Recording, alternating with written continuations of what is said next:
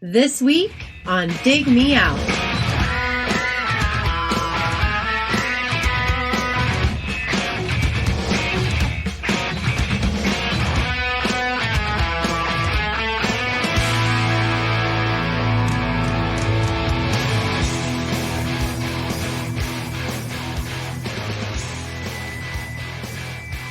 With your hosts, Jason Ziak and Tim Minichi. Jay, we're back again with another episode thanks to our Dig Me Out Union on Patreon. You can help us make the next episode happen by joining us at dmounion.com or digmeoutunion.com. And Jay, we are often blessed with the ability to go back to the same band and revisit a second album. Sometimes it's two albums that we really like. Sometimes it's two albums that maybe one of us likes and one of us doesn't like. Sometimes we'd like neither of them. It can be all sorts of different combinations. In this case, we picked the previous one on our own. This was like 5 years ago that we did this previous episode. And now, was it really? Yeah, it was episode 251. Wow. So basically about 5 years, halfway through the podcast, or a little less actually. It was November 3rd of 2015. What's today? What?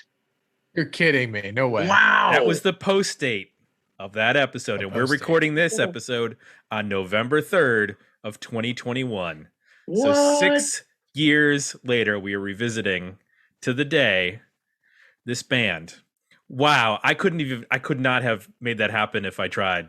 And I didn't. I don't try. Wow. Holy shitsu. That's called Serendipity, boys. It's also a movie with John Cusack. You might want to check it out. Yeah. Oh, that's right. It is.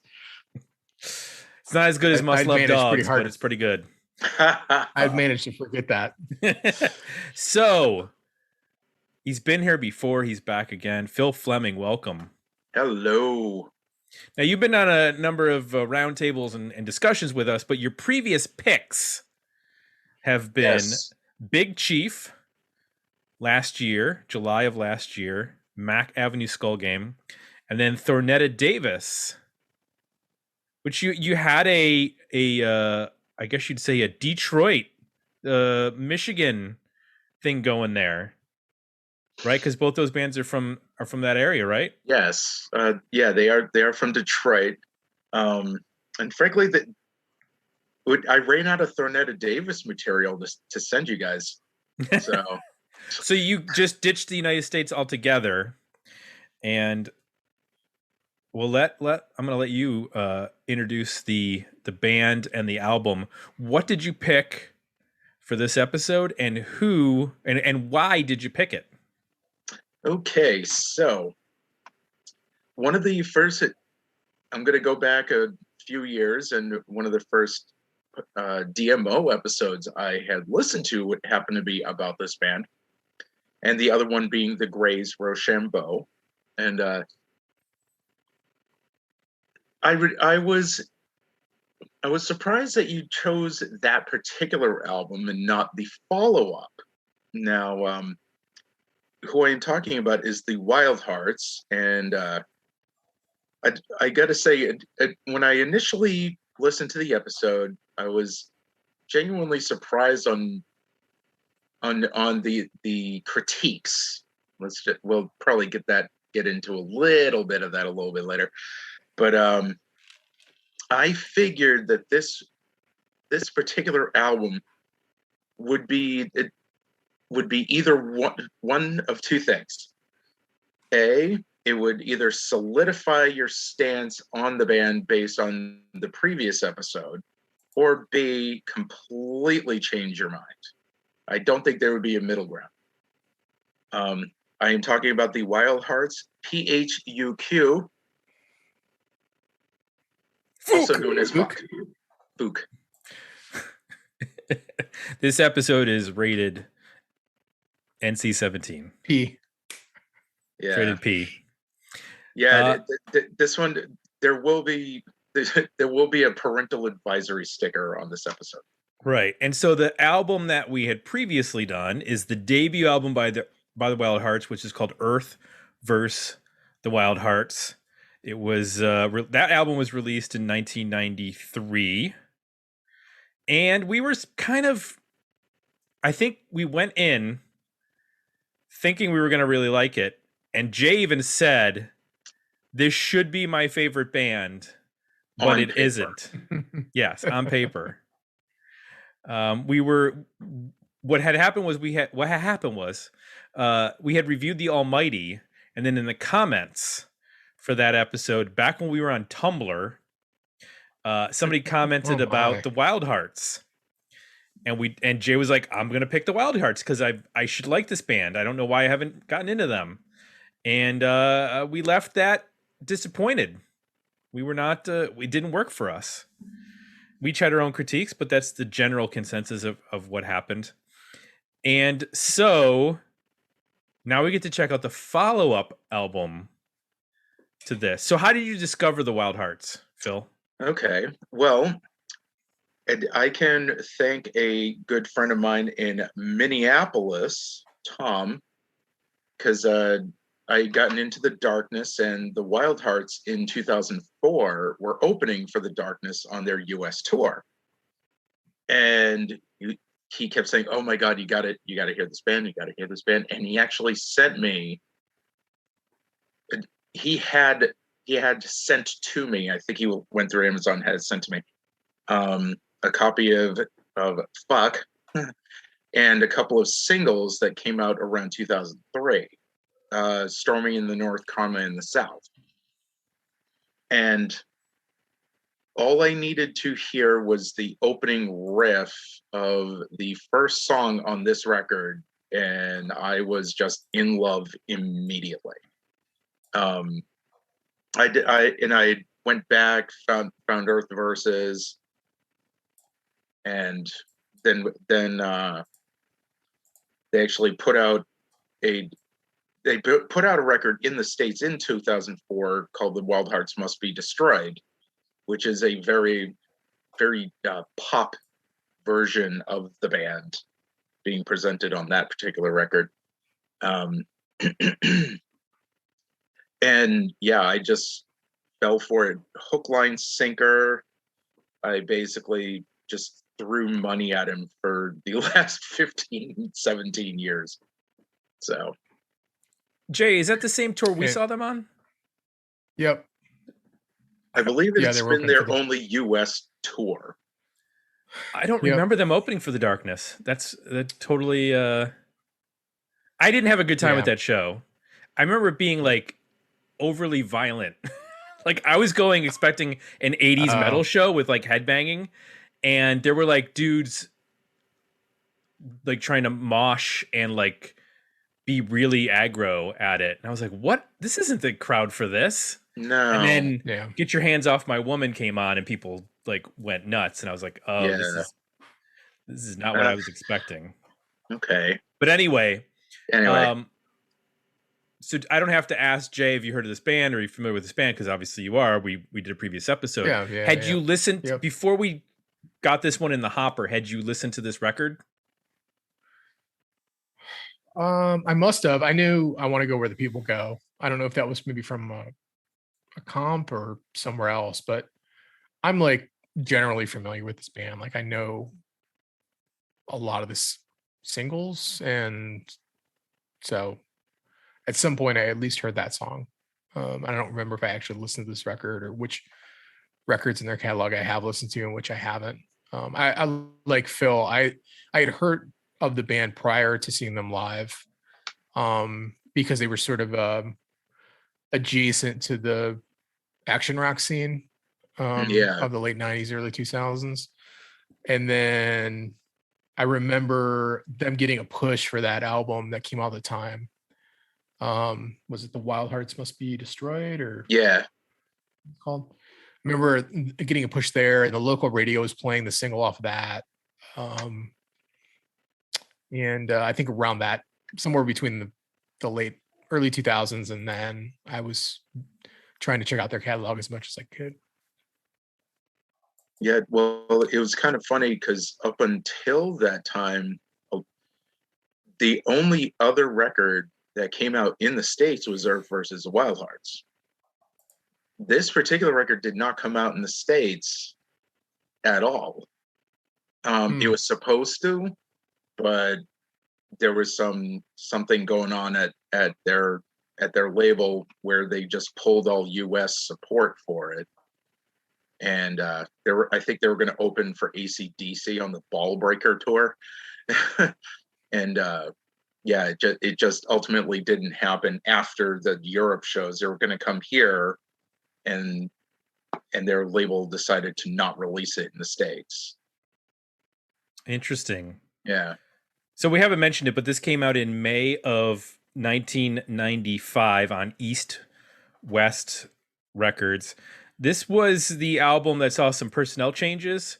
Guitarist CJ, who is Christopher Paul Persuade Jaghar, also known as CJ Wildheart. Yes. He was fired during the recording this album. So, and they brought in, so the other lineup, other members are Danny McCormick on bass and vocals, Rich Battersby on drums and vocals, Will Dowling on keyboards. The guitar credits are a little bit messy on this, is like who played what, and I think there was another guitar player brought in at some point, probably for the live shows, I'm guessing, after this to handle the two guitar duties. Yes. They actually ended up recording enough material, it is reported, for 3 albums. There are 14 B-sides to this album, which you can get on the 2010 bonus. There you go. Phil's holding it up right now. The 2010 reissue has a bonus material.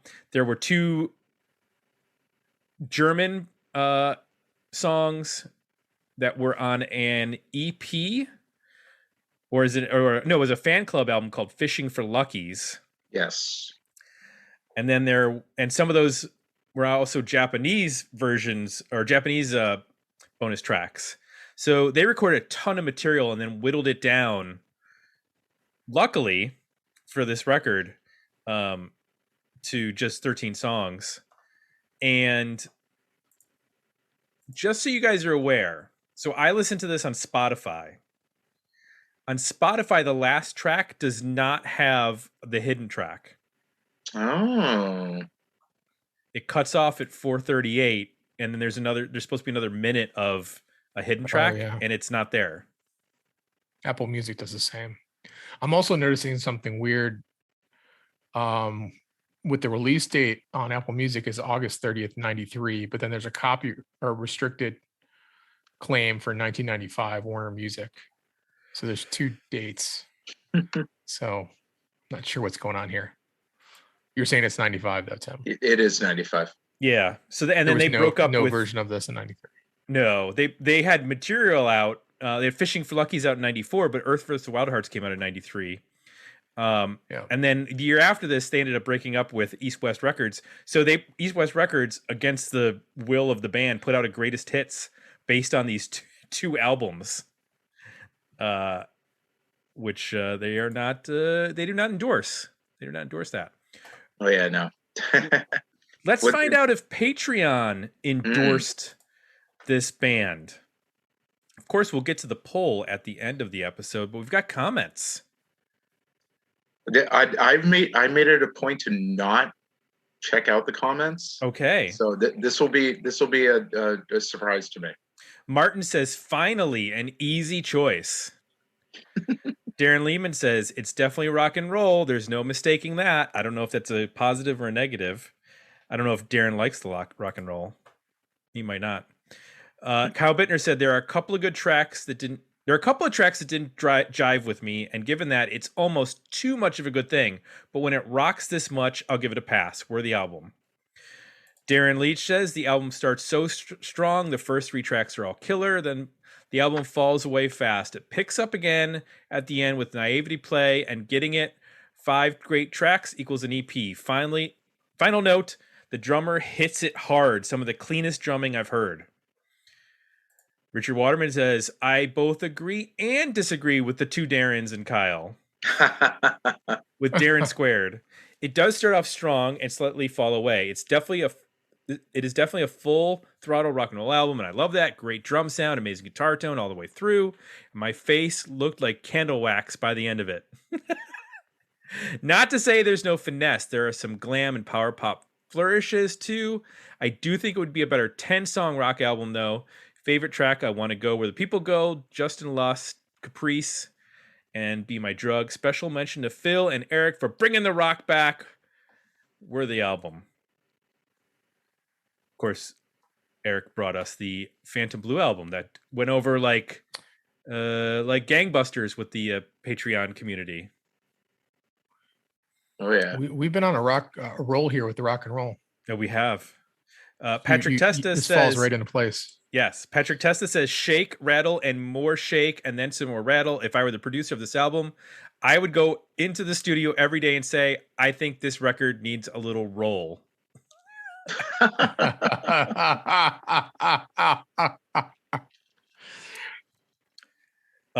Steve Brzezinski said, I put off listening to this album simply based on how much I did not enjoy Earth vs. the Wildhearts back when it was reviewed in 2015. But that was over 5 years ago, so I gave it another chance, but only made it to track 5, usually hitting skip before any of the songs actually ended, which only made me procrastinate even further on getting to this record. Suffice to say, I went into this record expecting to hate it, but it couldn't have been farther from the truth. To me, the difference between this and the debut is absolutely night and day. A worthy album for me. Great pick, Phil. And Pete says this album is fucking great. Fookin? No, I just said it like that, but it's the P.H.U.Q. P.H.U.Q.I.N. Yes. So that is the commentary and feedback from our Patreon community for this record. Jay, let's get into it. Tell me one thing you like about P.H.U.Q. They do have periods after each letter on the album title, so I'm going to say that. P.H.U.Q. by the Wildhearts. That means those letters stand for something else. Yeah, pretty hot. Dig into this. Under questioning. Please hold your questions. Yeah. Finally, honey. That's it. You cracked utensils. The code. Quicksand. Oh yeah. Well, I think you get a lot. Well, I'm going to try not to reference the first record too much because I honestly don't remember everything we said about that.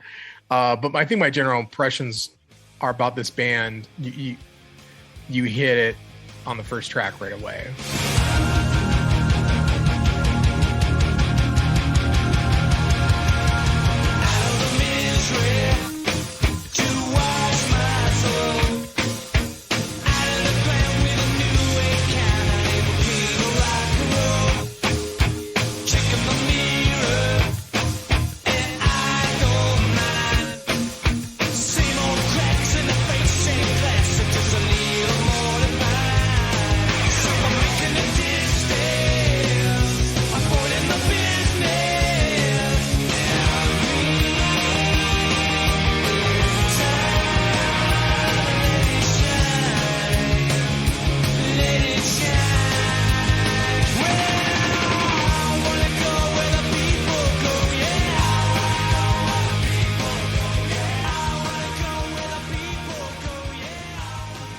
Get the big riff, you get the beefy drums. Yes, he hits very hard. The drumming is very sharp, percussive. The overall sound is really compressed. It's really upfront in your face. But that bed, sort of this on 11 all the time, really works well when you get the melodies and the hooks, which the first song brings, without a doubt. I Want to Go Where the People Go. You also sort of get the sense of the dynamics that this band, can bring to things to keep, I guess what would be maybe like at times foundationally power pop on like 20. You hear that again in Just in Lust, which I think is maybe my favorite song on the album. I love in that how it builds. You get this anthemic riff. You immediately like want to like bang your head or pound your fist in the air.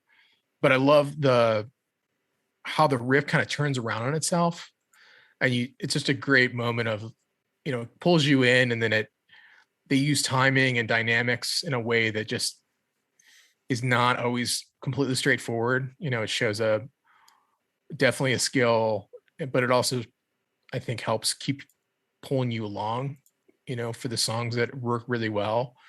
So it's not just about the sugary choruses, the big sing-alongs. It's also about these dynamics that, push and pull and kind of mess with your head at times, even in terms of where's the song going to go, where's it going to turn, where's the drummer going to drop in, how is the riff going to change, those sorts of things, almost to a level of, I would say on this record, I get the sense of there's almost like a progressive element to it, like a mathy kind of musicianship / craft that they bring that's really pretty unique, I think, in terms of just how it's done with so much force, but from a melody and songwriting standpoint with great hooks. So I think it's a great example of how they can bring those things together in a very unique way.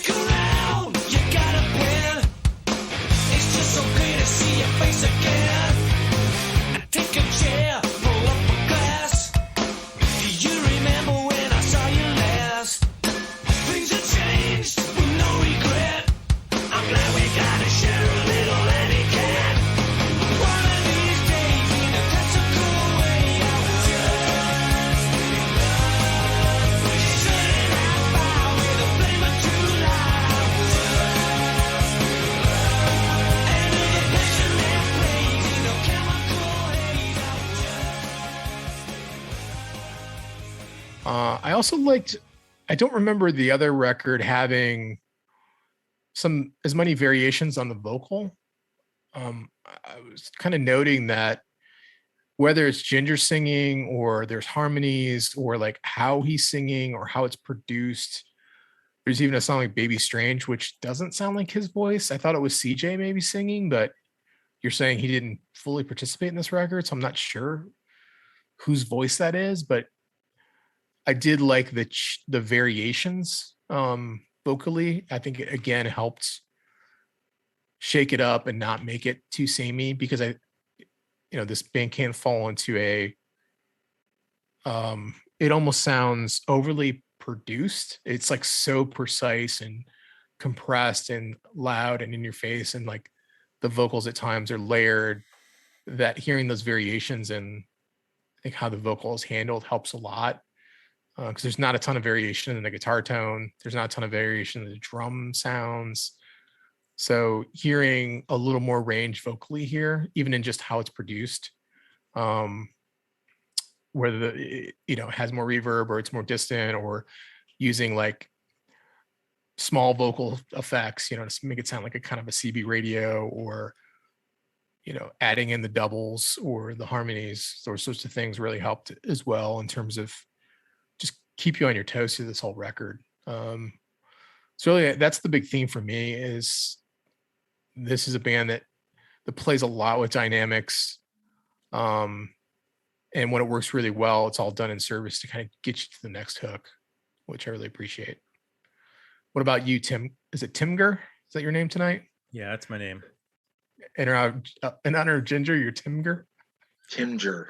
Timger Wildheart. Yeah, there you Timger go. Wildheart. I'm an official Wildheart member.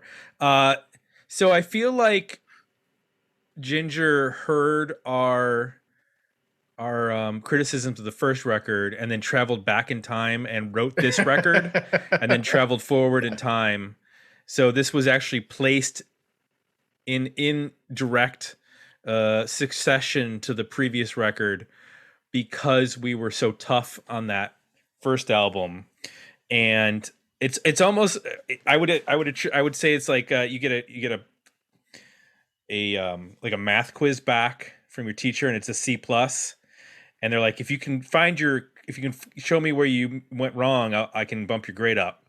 And then we bumped it up to a B plus or an A minus, because I feel like this record corrects a lot of the stuff that I struggled with in just the immediacy of a lot of these songs.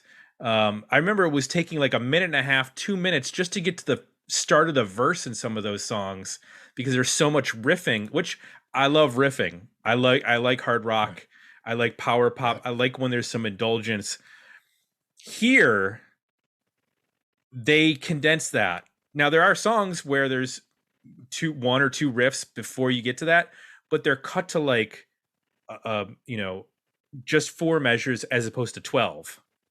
They're not doing variations on the same thing over and over again. And this feels just like so much tighter than the first record. And I think the reduction of guitar players maybe has something to do with that. It doesn't feel as cluttered. I felt like we were getting like almost overwhelmed by how much guitar was happening in the first, that there was no come down.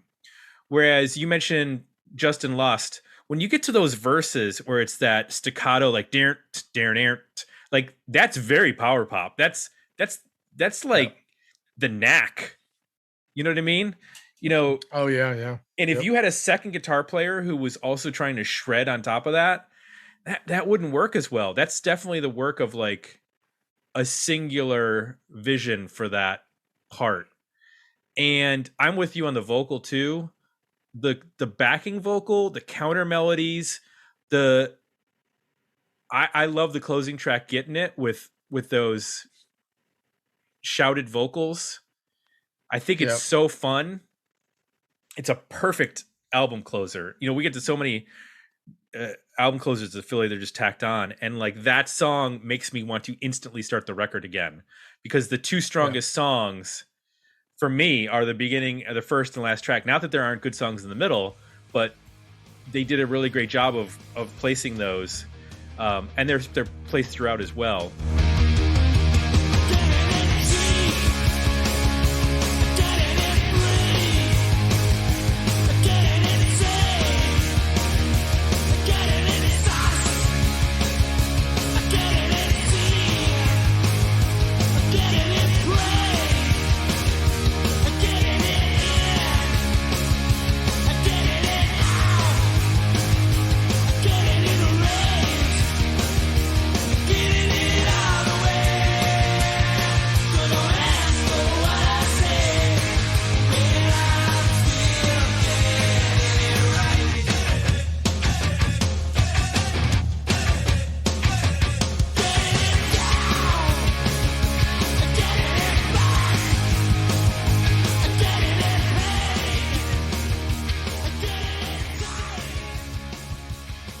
Everything that I found troublesome with that first record is so much it's addressed here. It's so much better.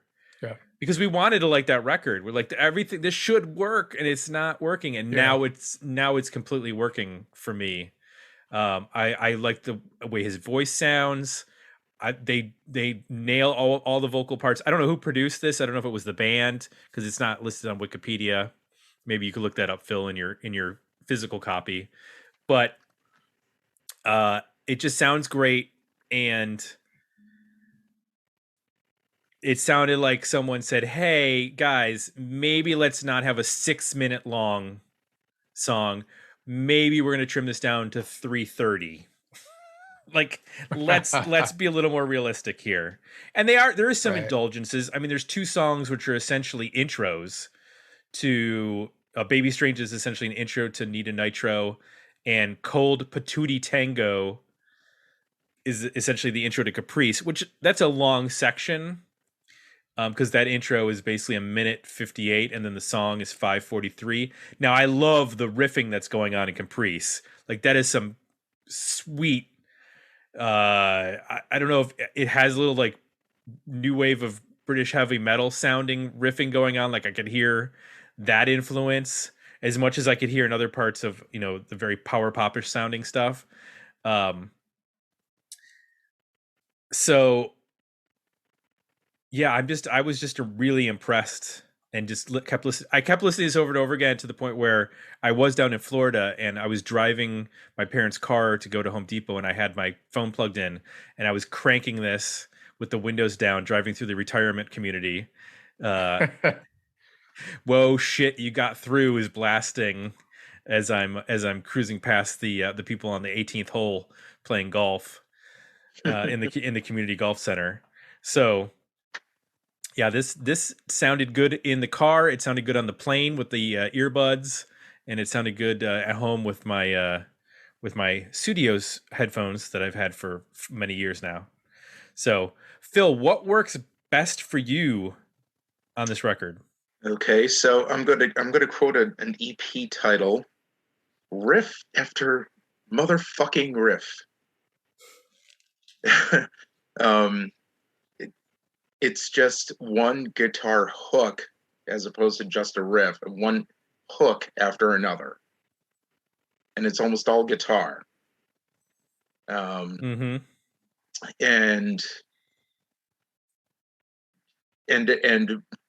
it was just knowing where to keep it driving or when to change to the next one. Yet in listening to your critique of the last one, a lot of your criticisms were indeed correct. I just didn't dislike them as much as you two did, I guess. But I just said I did notice that a good number of the songs on Earth Versus did go in directions that it probably shouldn't have. Just throwing in an extra riff variation at the end of a song to extend its playing length, it didn't make a whole lot of sense, even though I thought it was still pretty cool. A lot of that was almost completely eliminated for this particular record, which is ultimately why I chose it for you two.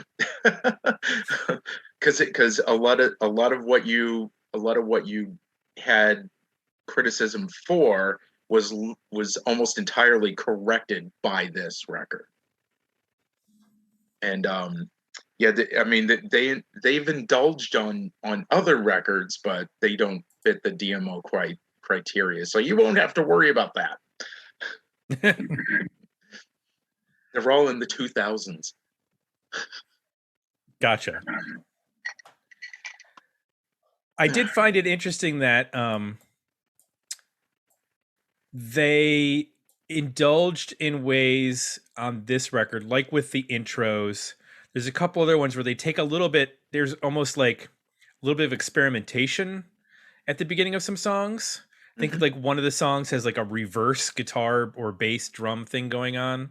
It might be that Cold Patootie Tango intro to Caprice, but there are some like interesting little weird things happening, but I did not find myself getting annoyed by it because the songs were so concise. Because there are songs on here that they might have a little bit of like noise at the beginning, but then the song is only like 2.5 minutes.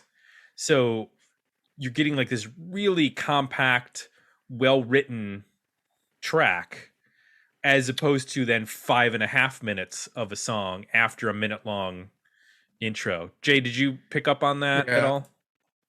Yeah, I saw both sides of that. So as I listened to the record passively, I definitely noticed it wasn't fatiguing me as much as the other one did.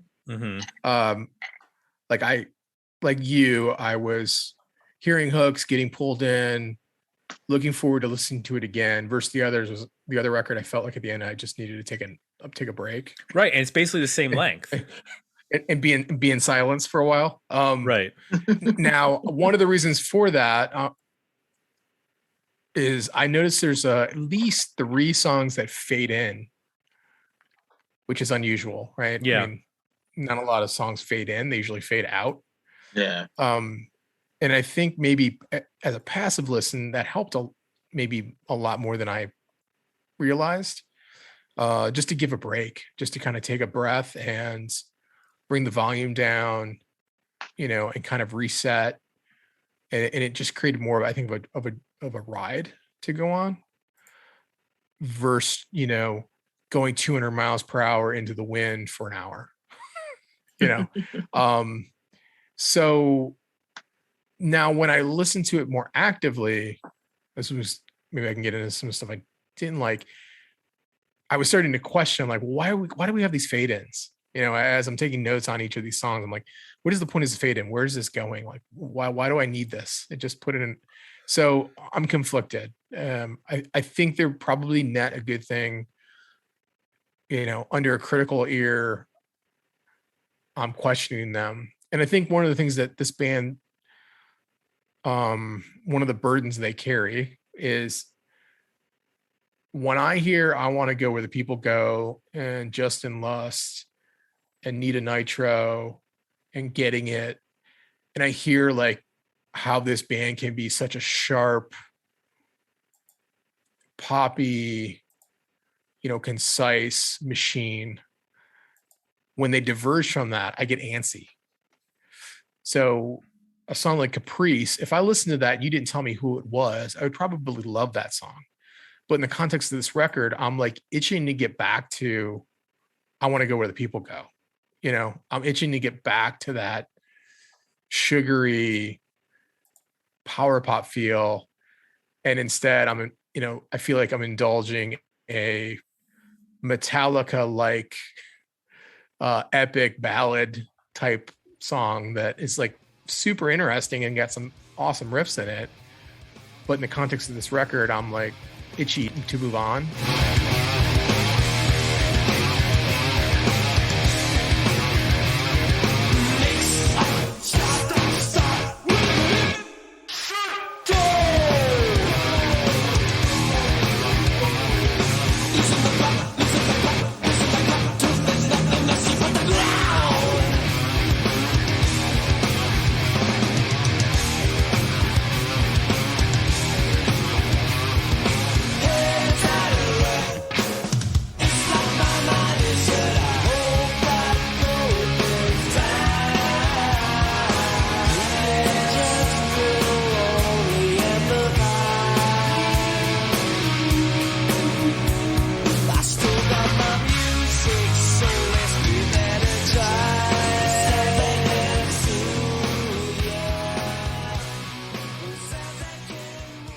I think that was much more amplified in the first record, but it's still a little bit here for me.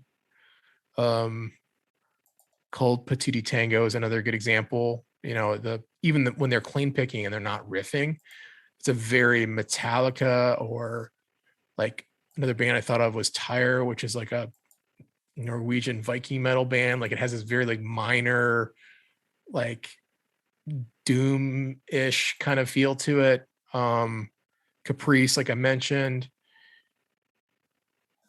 even Naivety Play, which gets into kind of a Helmet territory, this really sharp, stabby guitar riff, that is okay, and I probably will like it on its own. But again, in the context of this song, I want a little less anger and a little more sugar. Like I just want them to walk that line of like it being hooky, but just enough attitude where it's like, Cheap Trick on 20. And at times going some places with some riffs and things and some acrobatics that, are unique to them, but not so far off script that I feel like I was just dropped into like, a Metallica ripoff band from the late 80s. So there's some moments on here like that I didn't love. What did you think, Tim? What didn't work for you? I agree with you. I think when they start to get minor and dissonant, like you mentioned on Naivety Play and Caprice, they're completely competent songs, but they're not necessarily like what I want to hear from this band, because they've set up such a great, opening 5-6 tracks that I don't need to hear them doing, like you said, like that Naivety Play has like a very metallic helmet sound to it. And Caprice, while it has a ton of really cool riffs and stuff, it's almost 6 minutes long. I could have used after that intro, give me like 3 minutes. You know what I mean? Like you can pull that off, but I don't need 5:43. And I think the other thing with Naivety Play that bothered me is that the first like 50 seconds is just this intro picked guitar thing, and then it actually gets into the song, which is, I don't mind when they introduce the song with a riff and then a second riff, but I know they're going to bring those riffs back at some point. They're giving you like a little taste. Yeah. But if you're not going to do that, then to me, it's like either separate that out to a different track or don't do that, or just do it for a very short period of time, but not almost a minute. Like all these songs that work well are very tight. 3 minutes, 4 minutes, somewhere in there. And when they start to indulge, that's where it gets a little bit less interesting. I'm sure their greatest hits must kick ass, because there's a bunch of good stuff on here. I know they've written other good songs. So I actually need to spend some time more going through the rest of this catalog and their best of, because this album is a good indication that, Ginger Wildheart can write some great hooks, both on guitar and vocals. And I don't mind like the aggression of like, whoa, shit, you got through. It's just, that works for me because it's got a great chorus. It's just, lightning fast, 2.5 minutes dropped in the middle of the record. It's kind of a fun, just explosion of everything about them, and, compact and on hyperspeed. I don't mind that. Right. It's this sort of diverging into, like you said, minor, thrashy, almost metal stuff that, like, if some of these songs were like on the Galactic Cowboys record, I'd be like, this is awesome. Right. But this isn't the Galactic Cowboys. Yeah, there's just like a shade difference that they're not quite matching up with. Phil, is there anything that doesn't work for you on this record? Well, it's funny that you brought up Naivety Play. That's actually personally my favorite song on the record, for all of the reasons you mentioned. But I will give you this, that some of those intro riffs that go into a song that doesn't contain that initial riff, I'm trying to remember, like going into, like that initial riff going into Naivety Play, that could have been in a different song or something like that. I mean, if it just started with that singular guitar riff, that main riff, it would have been a tighter thing. I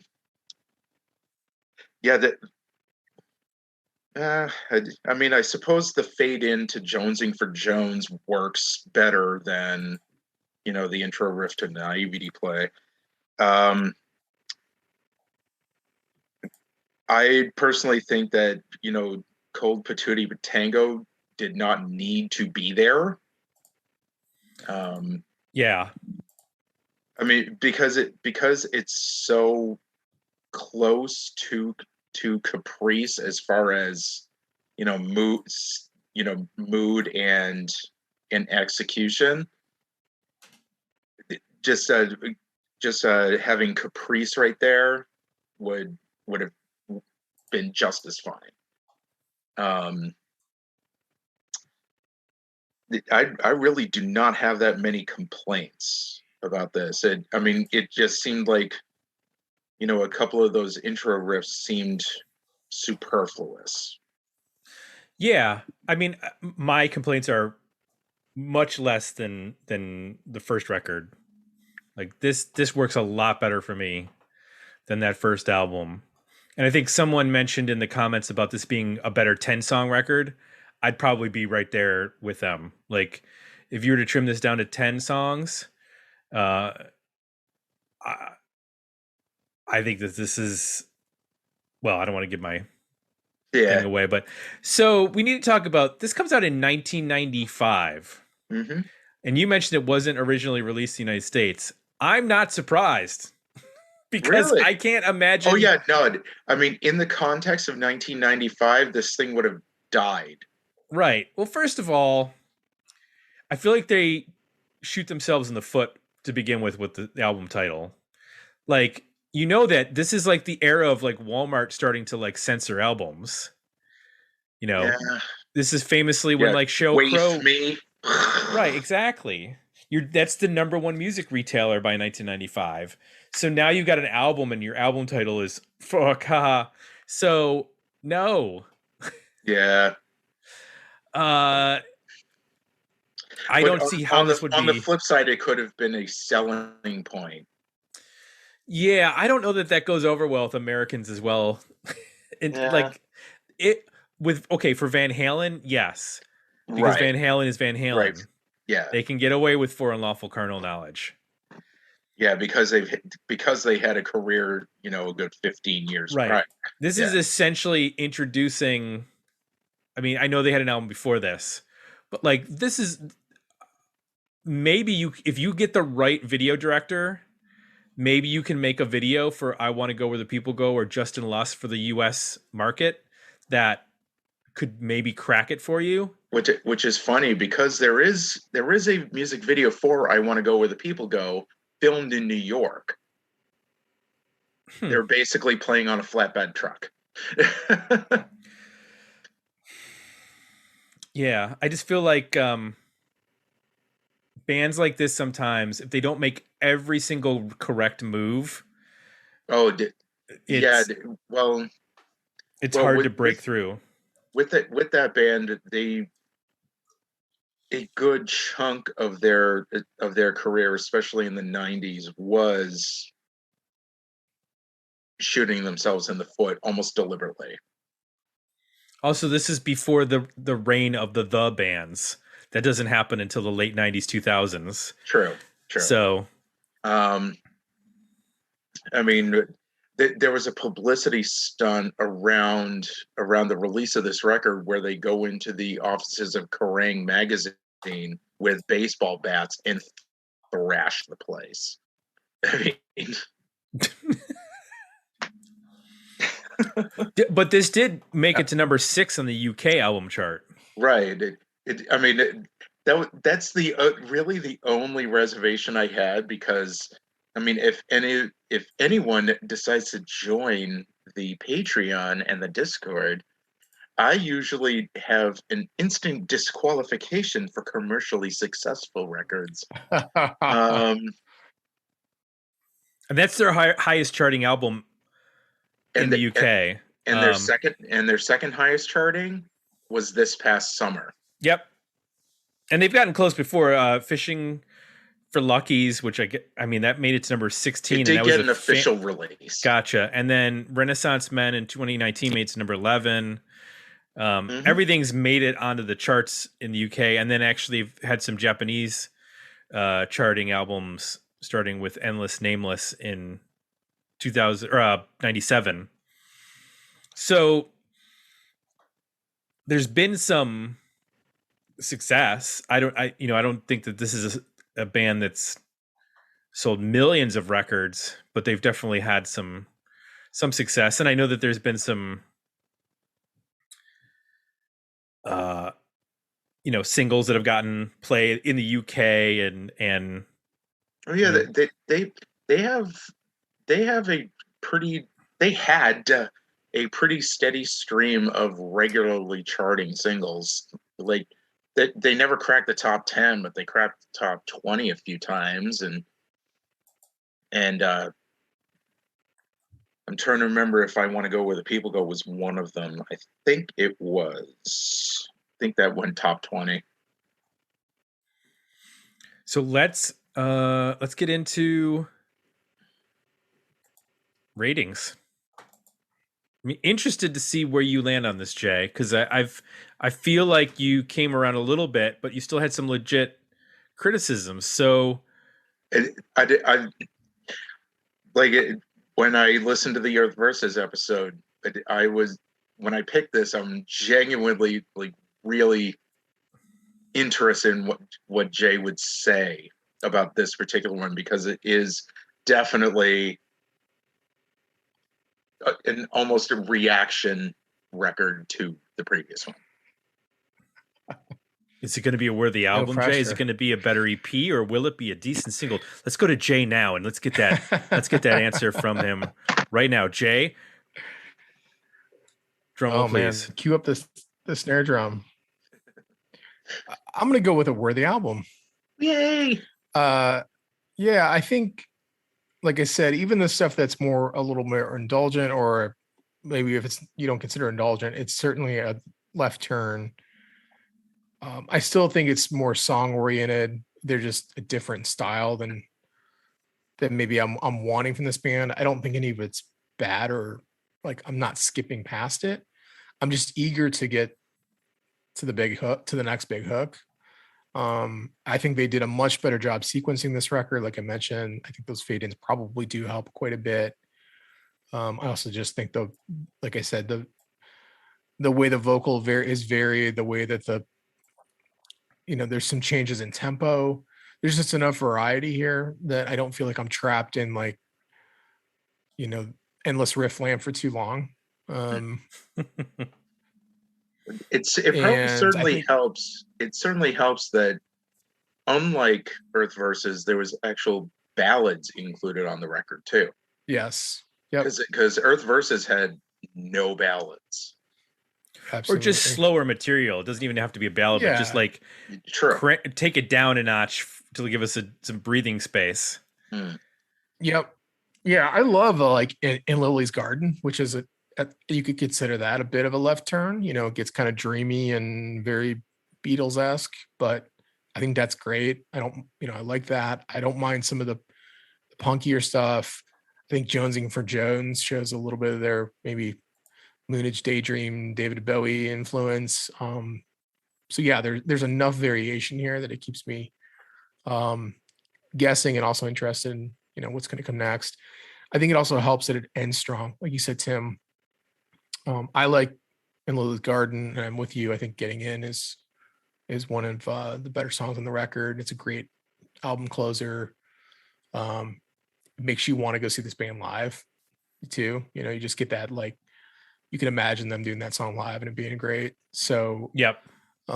Often I feel like albums that we end up with EPs, they kind of they tend to fizzle out, or if they gain any steam at the end, they sort of ruin it by the last track, and then you're not eager to go back and start it again. But I think they start strong, they end strong. It's a good ride from start to finish, and this is probably as good a representation of anything of who they are and what they do, and they're a unique band in the hard rock power pop world. So worthy album for me. I'm with you. What do you got, Tim? I'm with you. Worthy album. I'm so glad that we got to check this out, because that Wildhearts review has been hanging heavy on my heart for 6 years now. That we wanted to like that band. Oh it my just God! Didn't happen. Stop bullshitting. No, but there are records where, in theory, they should work, and you're just like, why doesn't this work? Why am I not getting this? Well, I think that if Earth Versus had a couple of ballads and they trimmed some of the fat off of some of the existing songs on the record, and lost this track News of the World, because I thought that was just stupid, the Wildhearts community is going to go have my head. But I'm pretty sure that the opinion of Earth Versus would have been different had it broken up that 50-minute monster with a couple of slower, somewhat quieter tracks. That is something that this particular record does wonderfully. Even on the tracks that end up getting louder at the end. Yeah, I feel like this works so much better, as you mentioned, passive versus active listening. Like, it works both, because when I was actively listening, my foot was bouncing to these songs, and that's a good indication when I'm like, I'm into this record. And I'll do a pass where I just I listen to like the first minute to minute and a half to see where it gets with each song, and then I'll skip and I'll go to the next one. And it was so, like, you're getting into these songs so much faster than before that it made it a much more enjoyable listen. So, Phil, anticlimatically, can you give us your rating? In my opinion, the only thing I would totally drop is Cold Patootie Tango, and you have a wonderful 12-song album. I mean, I think that's fair. Yeah, I mean, Caprice is like the outlier in this, because that's the one where it kind of goes in directions with riffing. Well, I think that the tough part is that Caprice and Be My Drug are back to back, and they're the two 5-minute long. They're both 5 minutes long. Say, I think Be My Drug's running time, what goes on in that song works for its running time. Right. Because the verses are really, with the, I'm probably going to get it wrong, like almost the Leslie guitars in the verses, and the reverb vocals, and then it goes into this kind of Beatlesy power pop thing for the choruses. Mm-hmm. And yeah. Well, as far as Patreon goes, they're with us. 58% were the album, 33% better EP, and 8% decent single. Someone was not a fan. I'm curious on what they would think the single is.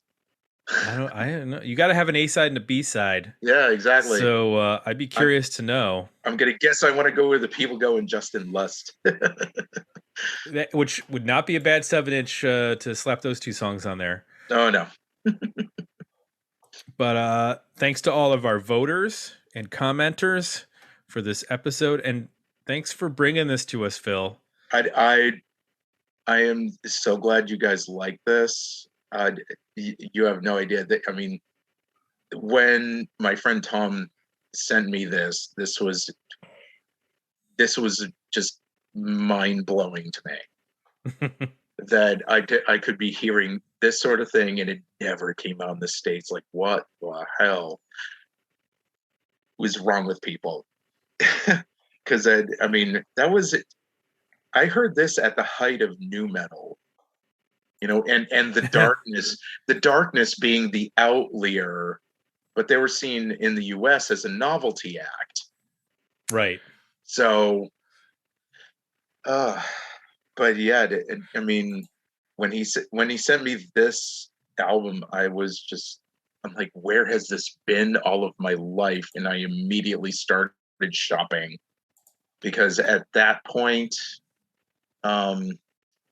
there was one album right after this.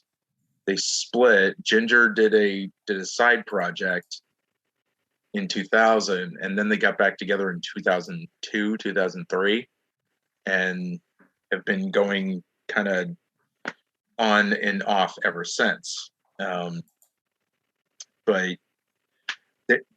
they have yet to completely just alienate me. I haven't. Have you checked out the new record, 21st Century Love Songs? I have. I own the UK Amazon exclusive that has 12 songs. It is not this. Okay.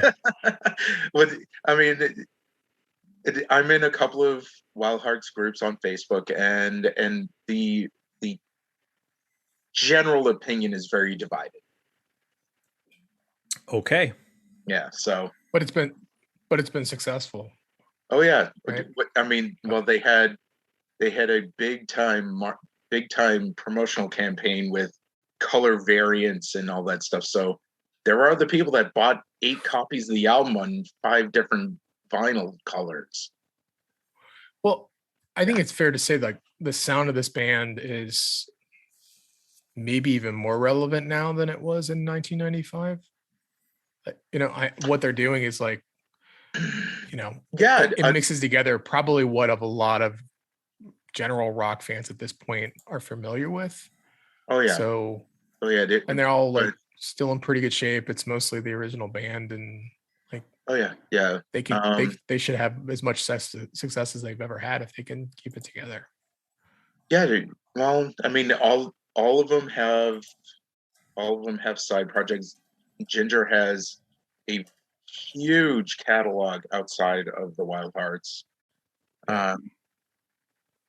CJ has like 5 or 6 records outside of the Wildhearts. Danny McCormick has a couple of records with he had a band called the Yo-Yos who had a record out on Sub Pop in 2000. Oh, okay. I love that album. Yeah. I don't know what I'm not remembering exactly what he's doing at this moment as outside of the band. And Rich just does Wildhearts and then, probably goes back to a day job or something. But yeah, Ginger keeps himself busy. He has a huge catalog outside of the Wildhearts. He's a pretty good Twitter follow too. Oh yeah. I mean, he was basically the crown prince of pledge music when that was a thing. And he's very public and transparent about his struggles with mental health too. So yes. He is a huge mental health advocate. So yeah, he put out a song called "Fuck You, Brain" to benefit mental health research. Yeah. Yeah. Well, Phil, it's always good having you. Look forward to having you on again soon, I'm sure. Oh, I'm sure. And chatting on the Discord. You can chat with Phil on the Discord, and all of our patron folks who like to chat about stuff, whether it's porcupine tree or pineapple tree. Yep. Which one is? What's the name of that band? Those bands? Porcupine Tree. Porcupine Thief and Porcupine Thief and Pineapple Tree. Thieving those pineapples. And lots of talk of TV shows. You could do that too. Yes. You can do that by joining us at Patreon. Just go on over to dmounion.com or digmeoutunion.com to join the union. You get access to the Discord.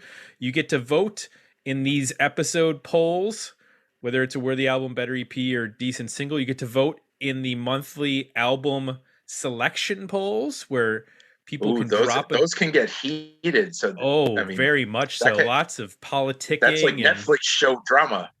Yes.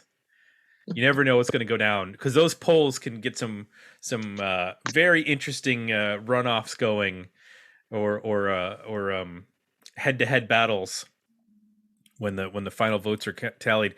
My favorite is when something wins and people go, "Who voted for this?" Well, you did. Or people conducting campaigns saying, "Vote for Pinback." Vote for Pinback.